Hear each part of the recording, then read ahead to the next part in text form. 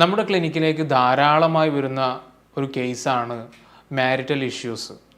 കല്യാണം കഴിഞ്ഞ് തുടങ്ങുന്ന ദാമ്പത്യ ജീവിതത്തിൽ ഒരുപാട് പ്രശ്നങ്ങളുമായിട്ട് അതുമായിട്ട് ജീവിക്കുന്ന ഒരുപാട് ദമ്പതികളാണ് നമ്മുടെ ക്ലിനിക്കിലേക്ക് നിരന്തരം വരാറുള്ളത്. അവർ ഓഫ്ലൈനായിട്ടും ഓൺലൈനായിട്ടും നമ്മുടെ ക്ലിനിക്കിലേക്ക് കൺസൾട്ടേഷന് വരാറുണ്ട്.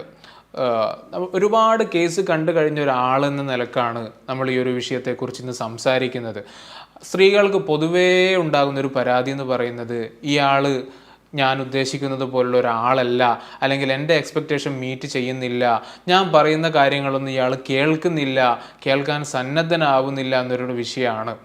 സ്ത്രീകളെ സംബന്ധിച്ചിടത്തോളം അവർക്ക് ഏറ്റവും ഇഷ്ടപ്പെട്ട ആളുകളോടായിരിക്കും അവരേറ്റവും കൂടുതൽ സംസാരിക്കുന്നുണ്ടാവുക. ഈ ഒരു സംസാരത്തിൽ സ്വാഭാവികമായിട്ടും അവരുടെ സങ്കടങ്ങൾ വരും, അവരുടെ സന്തോഷങ്ങൾ വരും, അതിലേറ്റവും കൂടുതലായിട്ട് അവരുടെ കംപ്ലയിൻസും വരും. കാരണം അവർക്ക് ഇഷ്ടപ്പെട്ട ഒരാളോടായിരിക്കും അവരേറ്റവും കൂടുതലായിട്ട് ഈ പറഞ്ഞ സങ്കടങ്ങൾ സന്തോഷങ്ങളൊക്കെ പങ്കുവെക്കുക.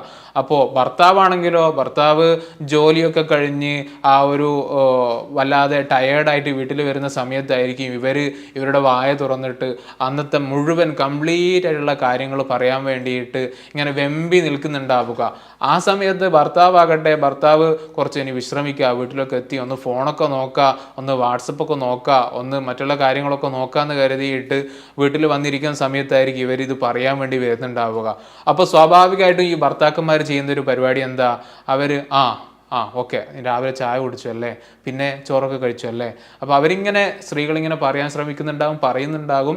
ഇയാൾ ഒരു കയ്യിൽ ഫോണും പിടിച്ചിട്ട് വാട്സപ്പ് ഇങ്ങനെ നോക്കിയിട്ട്, അല്ലെങ്കിൽ ചില കേസിലൊക്കെ ലാപ്ടോപ്പ് ആണെങ്കിൽ ലാപ്ടോപ്പ് ഇങ്ങനെ ചിലപ്പോൾ ഒന്ന് പൗസാക്കും, അല്ലെങ്കിൽ ഒന്ന് ലിഡ് ക്ലോസ് ചെയ്തിട്ടായിരിക്കും സംസാരിക്കുന്നുണ്ടാവുക. അപ്പോൾ നമ്മൾ വേറൊരു കാര്യത്തിലായിരിക്കുകയാണ് നമ്മൾ ഇവരെ കേട്ടുകൊടുക്കാൻ വേണ്ടി നമ്മൾ ശ്രമിക്കുന്നത്. അപ്പോൾ ഇത് പറയുന്ന ഭാര്യമാരിൽ ഭയങ്കരമായിട്ടുള്ള അതൃപ്തി ക്രിയേറ്റ് ചെയ്യുകയാണ്. താൻ പറയുന്ന കാര്യങ്ങളൊന്നും ഇയാൾ കേട്ടു തരുന്നില്ലല്ലോ, താൻ പറയുന്നതിനൊക്കെ ഇയാൾ വേറൊരു കാര്യം ചെയ്യുമ്പോഴാണല്ലോ കേൾക്കുന്നതെന്ന രൂപത്തിൽ ഇവർക്ക് ഭയങ്കരമായിട്ടുള്ളൊരു പ്രശ്നം അവിടെ ഉണ്ടാവുകയാണ്. സ്വാഭാവികമായിട്ട് നമുക്ക് എല്ലാവർക്കും ആ ഒരു മാനസികാവസ്ഥ നമുക്ക് ഉണ്ടാകും. നമ്മളൊരു കാര്യം പറയാൻ വേണ്ടിയിട്ട് നമ്മൾ പോകുന്ന സമയത്ത് അയാൾ ഫോണിലാണ്, അല്ലെങ്കിൽ വേറെന്തെങ്കിലും കാര്യം ചെയ്തുകൊണ്ടിരിക്കുകയാണ്, പറയ് എന്ന് പറഞ്ഞിട്ട് അയാളിങ്ങനെ ഫോണിൽ നോക്കുകയാണെങ്കിൽ നമുക്ക് സ്വാഭാവികമായിട്ട് പറയാനുള്ള ഒരു മെന്റാലിറ്റി ആയിരിക്കൂല. അപ്പോൾ നിങ്ങൾ ആലോചിക്കേണ്ടത്, നിങ്ങളുടെ ഭാര്യമാർ ഇപ്പോൾ വീട്ടിൽ തന്നെയുള്ള ആളുകളാണെങ്കിൽ അവർ രാവിലെ മുതൽ വൈകുന്നേരം വരെ നിങ്ങൾ വരുന്നത് വരെയുള്ള വീട്ടിലുള്ള കാര്യങ്ങളൊക്കെ നോക്കി, ചിലപ്പോൾ നിങ്ങളുടെ വീട്ടിൽ പാരൻസ് ഉണ്ടാവും, അവരുടെ കാര്യങ്ങൾ നോക്കുന്നുണ്ടാവും, നിങ്ങൾക്കുള്ള ഭക്ഷണങ്ങൾ തയ്യാറാക്കുന്നുണ്ടാവും, മക്കളുണ്ടെങ്കിൽ അവരുടെ കാര്യങ്ങൾ നോക്കുന്നുണ്ടാകും, അവർ സ്കൂളിൽ പറഞ്ഞയക്കുന്നുണ്ടാകും. അങ്ങനെ തുടങ്ങിയിട്ട് വീട്ടിലുള്ള കംപ്ലീറ്റ് ജോലികളും ചെയ്യുന്നവരാണ് നിങ്ങളുടെ ഭാര്യമാർ. അപ്പോൾ ഈ ഒരു ഭാര്യമാർക്ക് അവർക്കുള്ള സന്തോഷങ്ങളും സങ്കടങ്ങളൊക്കെ പറയാനുള്ള ഒരൊറ്റൊരു വ്യക്തി മിക്ക കേസുകളിൽ ഈ ഒരു ഭർത്താക്കന്മാരായിരിക്കും. അപ്പോൾ ഭർത്താവ് വരുന്നത് വരെ പ്രതീക്ഷിച്ച് നിൽക്കുകയാണ്, ഇതൊക്കെ പറയാനുണ്ട്, കുറേ കാര്യങ്ങൾ പറയാനുണ്ടാവും. സ്വാഭാവികമായിട്ട് അന്നുള്ള വിഷമങ്ങളൊക്കെ പറയാനുള്ളൊരു ആളെന്നുള്ള നിലക്ക് ഭർത്താവിനെ കാത്തിരുന്നിട്ട് വന്നിട്ടുള്ള ഭർത്താവ് ചെയ്യുന്നതോ അയാൾ ഫോണിലായിരിക്കും ഉണ്ടാവുക, ഫോണിൽ ഇങ്ങനെ നോക്കുന്നുണ്ടാകും. അപ്പോൾ ആ സമയത്ത് സ്വാഭാവികമായിട്ടും ഇവർക്ക് ഒന്നും പുറത്തേക്ക് പറയാതെ അതൊക്കെ ഉള്ളിൽ വെക്കുന്ന ഒരു സ്ഥിതിയിലേക്ക് സ്ത്രീകൾ പോവുകയാണ്. ഇതാണ് ഈ ഒരു കമ്മ്യൂണിക്കേഷൻ ബ്ലോക്ക് ആകുന്നതിൻ്റെ ഒരു തുടക്കം എന്ന് പറയുന്നത്. മിക്ക കേസിലും ഭർത്താവ് അറ്റൻറ്റീവ് ആയിരിക്കില്ല, അല്ലെങ്കിൽ വേണ്ട പോലെ അറ്റൻഷൻ കൊടുക്കാൻ അയാൾക്ക് പറ്റുന്നുണ്ടാവുകയില്ല. അപ്പോൾ അത് സ്ത്രീകളെ സംബന്ധിച്ചിടത്തോളം വലിയ പ്രശ്നങ്ങളാണ് അവരുടെ മനസ്സിൽ സൃഷ്ടിക്കുന്നത്. നമുക്കറിയാം, സ്ത്രീകളുടെ ഒരു ഇമോഷണൽ വെൻഡിങ് ഔട്ട് എന്ന് പറയുന്നത് അവർ സംസാരത്തിൽ കൂടെ തന്നെയാണ്. പുരുഷന്മാർ ചിലപ്പം ഭയങ്കര ഒരു പ്രശ്നങ്ങളോ കാര്യങ്ങളൊക്കെ ഉണ്ടാകുന്ന സമയത്ത് അവർ ചിലപ്പോൾ ആരോട് സംസാരിക്കാതെ ഒരു വിത്ഡ്രോ ചെയ്യുന്നതായിട്ടൊക്കെ ചില അവസരങ്ങളൊക്കെ ഉണ്ടാകാറുണ്ട്. പക്ഷേ സ്ത്രീകൾ അങ്ങനെയല്ല. സ്ത്രീകൾക്ക് അവരുടെ പ്രശ്നങ്ങൾ കളയുക, അതിൽ നിന്നൊരു റിലീഫ് കിട്ടുന്നത് അത് സംസാരിച്ച് തീർക്കുന്ന സമയത്താണ്.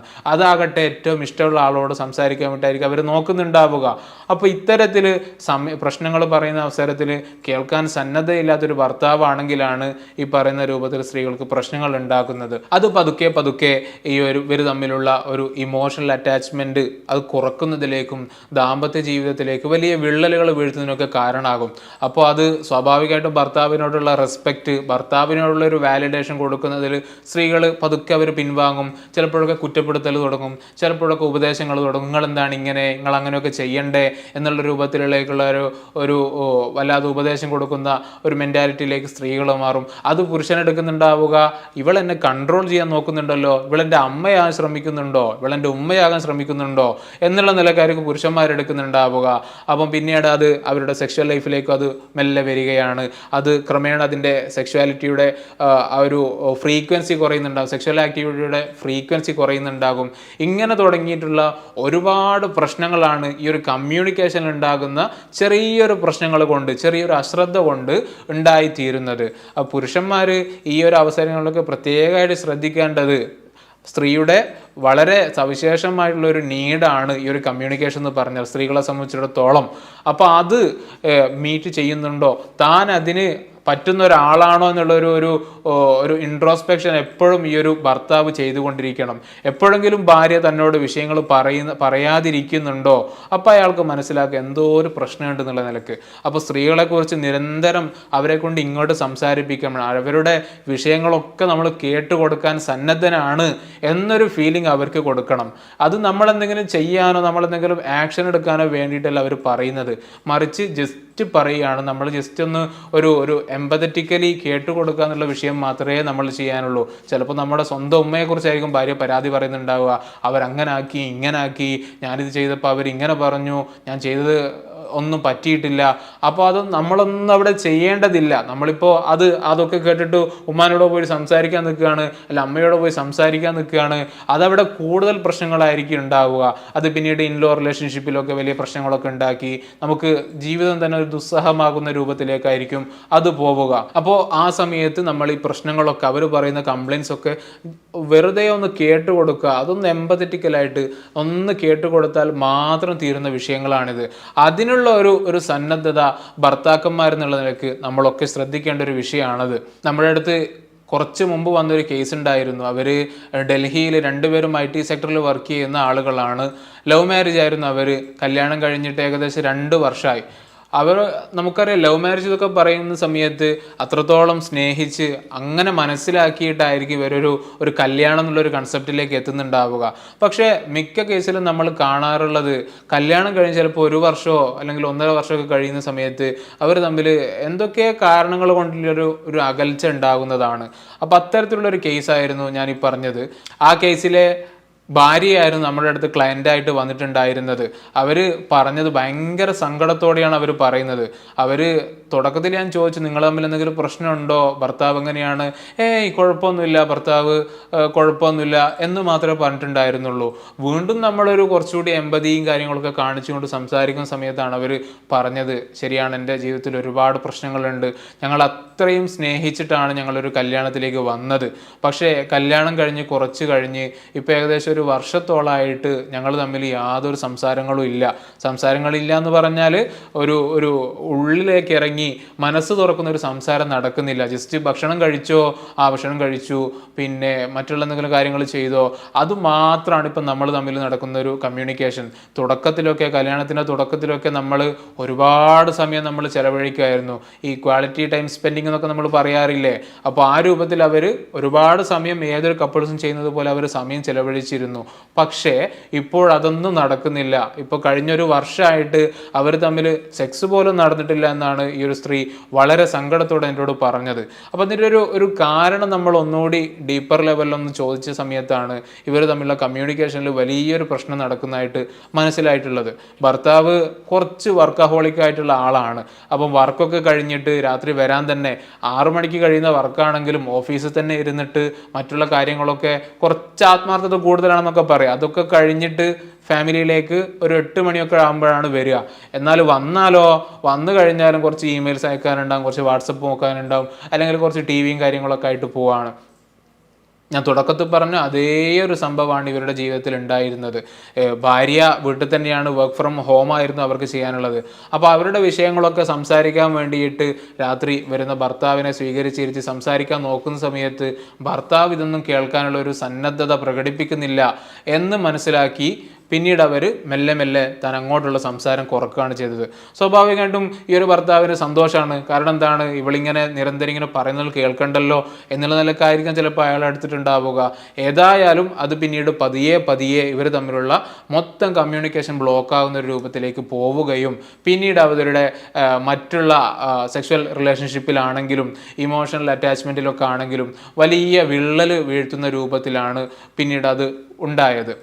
ഇപ്പോൾ ഇവർ വരുന്ന സമയത്ത് ഉറക്കില്ല, അതേപോലെ തന്നെ ഭക്ഷണമില്ല, ചെറിയ രൂപത്തിലുള്ള സൂയിസൈഡൽ ടെൻഡൻസി അടക്കം ഈ ഒരു സ്ത്രീക്ക് ഉണ്ടായിരുന്നു.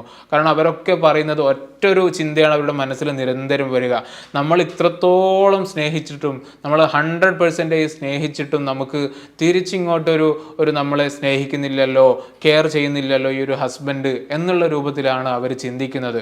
പക്ഷേ നമ്മൾ ഹസ്ബൻഡിനോട് സംസാരിക്കുന്ന സമയത്താണ് അയാൾ ചോദിക്കുന്നത്, ഞാൻ എന്താണ് ഇനി ചെയ്യേണ്ടത്, ഞാൻ അവൾക്ക് വേണ്ട കാര്യങ്ങളൊക്കെ ചെയ്തു കൊടുക്കുന്നുണ്ട്, ഫിനാൻഷ്യലി എല്ലാ സപ്പോർട്ടും ഞാനാണ്, അവൾ പറയുന്ന സമയത്ത് പറയുന്ന കാര്യങ്ങൾ ഞാൻ ചെയ്തു കൊടുക്കുന്നുണ്ട്, മറ്റുള്ളതൊക്കെ ഞാൻ ചെയ്തു കൊടുക്കുന്നുണ്ട്, പക്ഷേ ഇവൾ പറയുന്നത് പോലെ ഇപ്പോൾ ഞാനിനി എന്താണ് ഇനി ചെയ്യാനുള്ളത് എന്നുള്ളൊരു ചോദ്യമായിട്ടാണ് ഹസ്ബൻഡ് വരുന്നത്. അപ്പോൾ ശരിക്കും ഇവിടെ എന്താണ് സംഭവിക്കുന്നത്, എന്താണ് തൻ്റെ ഭാര്യയ്ക്ക് അല്ലെങ്കിൽ ഒരു ഫീമെയിൽ പാർട്ട്ണറിന് എന്താണ് ഒരു റിലേഷൻഷിപ്പിൽ നിന്ന് വേണ്ടത് എന്നതിനെക്കുറിച്ച് കൃത്യമായ ധാരണ ഈ ഒരു ഭർത്താവിന് അല്ലെങ്കിൽ മെയിൽ പാർട്ട്ണറിന് ഇല്ലായിരുന്നു, അതിനെക്കുറിച്ച് അറിയില്ലായിരുന്നു. അപ്പോൾ അതുകൊണ്ടുണ്ടായിട്ടുള്ള ചെറിയ അശ്രദ്ധ കൊണ്ടാണ് ഇത്തരത്തിലുള്ള വലിയൊരു പ്രശ്നമായിട്ട് അത് രൂപാന്തരപ്പെട്ടിട്ടുള്ളത്. ഇപ്പോൾ നമ്മൾ ഇത്രത്തോളം ഇമ്പോർട്ടൻ്റ് ആയിട്ടുള്ളൊരു വിഷയമാണ് ഈ ഒരു ലിസണിങ് എന്ന് പറയുന്നത്. പ്രത്യേകിച്ചിട്ട് നമ്മുടെ വൈഫുമാരൊക്കെ നമ്മൾ ശ്രദ്ധിക്കേണ്ട ഒരു വിഷയമാണ്. കാരണം അവർക്ക് നമ്മൾ സങ്കടങ്ങളൊക്കെ പറയാൻ വേറെ ആരും അവർക്ക് ഉണ്ടാവുകയില്ല.